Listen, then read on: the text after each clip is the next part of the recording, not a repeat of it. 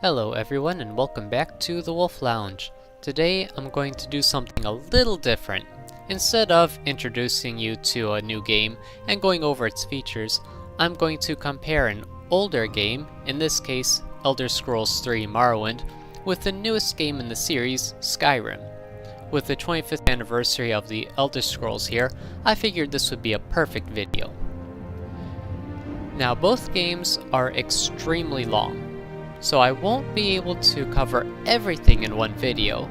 So for this video, I'll focus on the differences in character creation with a quick note about lockpicking. I will not be covering things such as graphics and audio quality, only the game mechanics.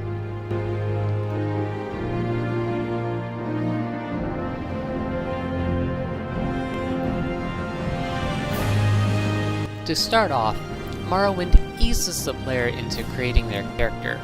Here, we give the NPC Jib the name we want our character to have.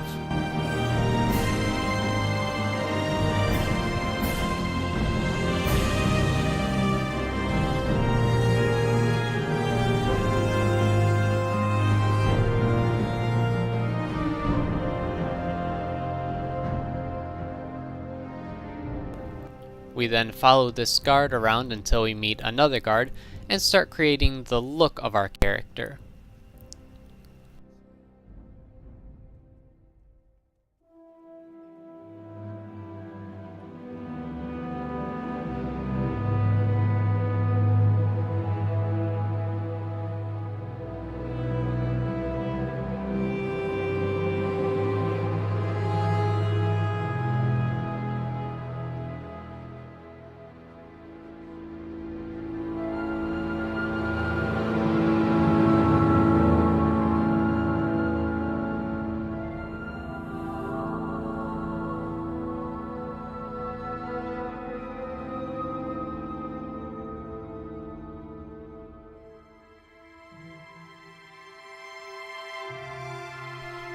Creating the looks of our character is rather limited. We only have a few options to choose from: race, gender, a few set looks for the face, and the style of the hair.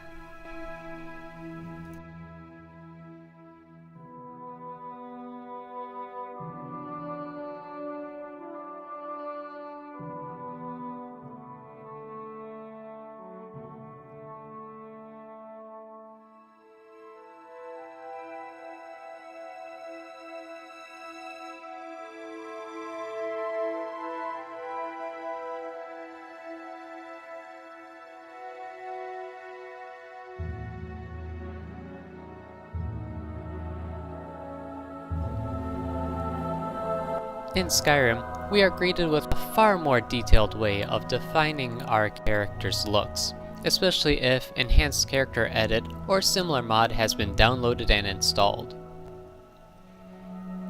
We can customize how the face looks, choosing the shape and color of the mouth, eyes, nose, eyebrows, jaw, cheekbone, and ears.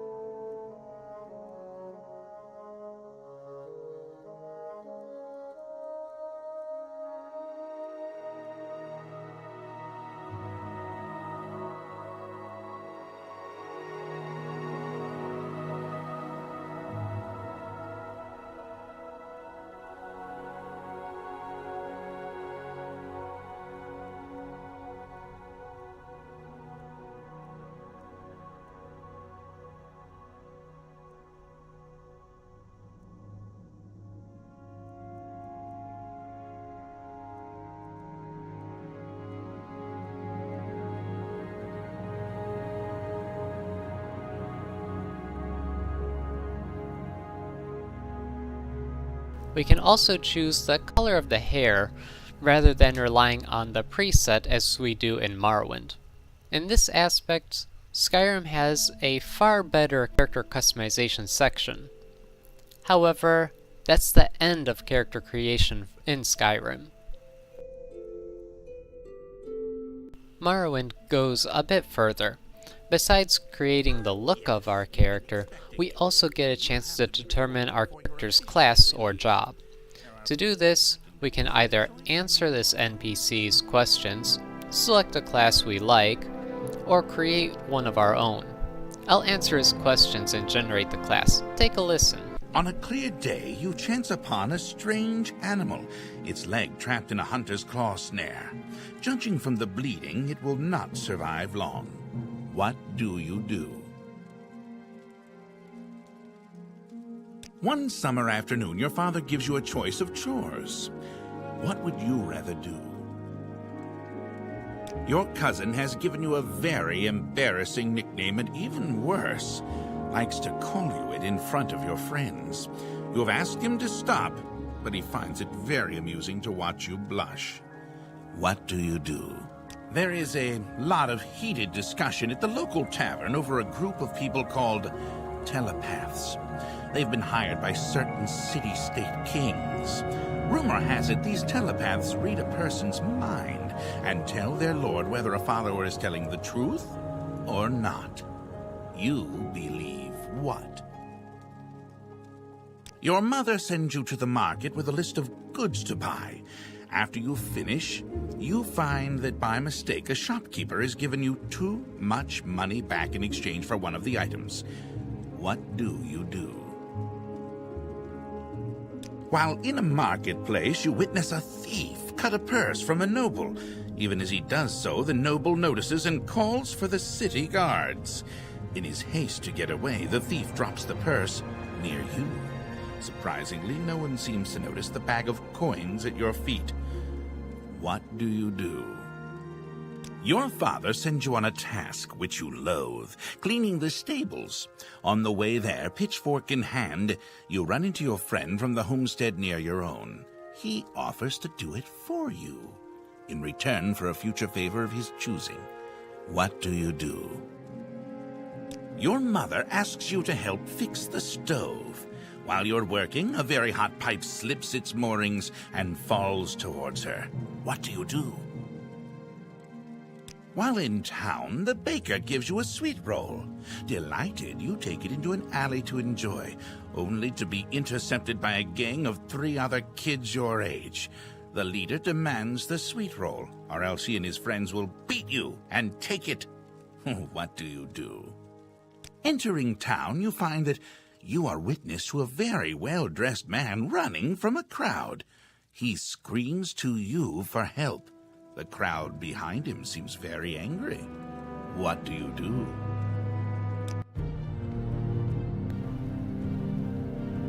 We also get the chance to select our character's birth sign, giving us a set of special powers.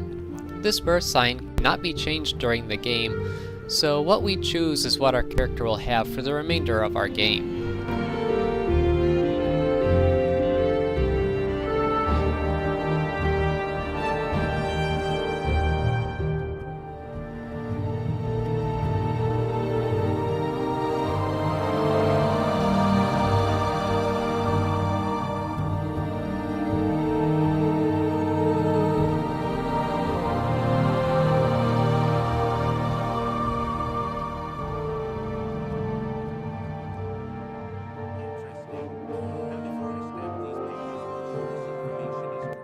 Morrowind also gives us the ability to change anything we have done during character creation one final time before we actually start the game.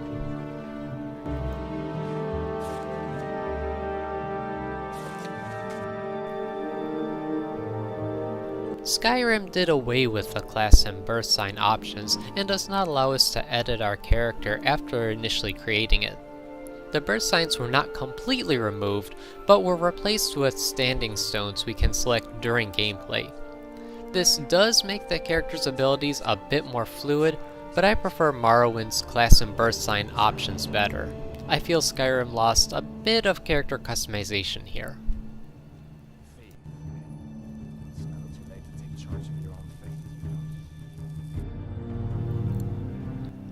Lockpicking is quite different between the two games.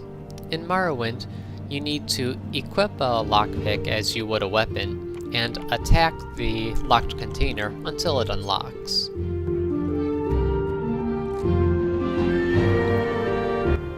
In Skyrim, we're greeted with a mini-game to try and unlock the containers.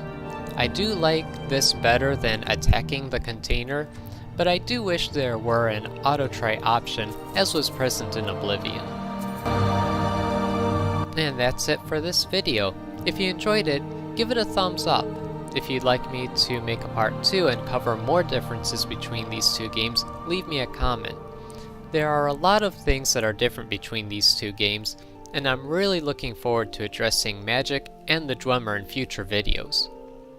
If you like these videos, click the subscribe button to stay on top of new uploads.